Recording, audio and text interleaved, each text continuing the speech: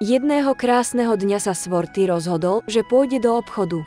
Keď tu zrazu videl akciu 50% na vybrané produkty, kúpil si Veltínske zelené za 3 € a 2 cibule. na stream bol nachystaný, lenže pred jeho domom ho čakal jeho starý dobrý priateľ Vocko a rozhodol sa mu rozpovedať príbeh. Mám 46 a mám 2 deti a ženu.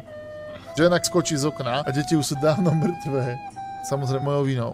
Odpratali sa domov a odvtedy spolu slopali.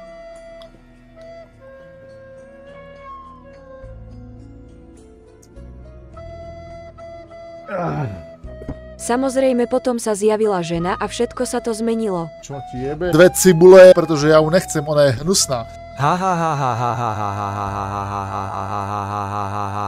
Oká.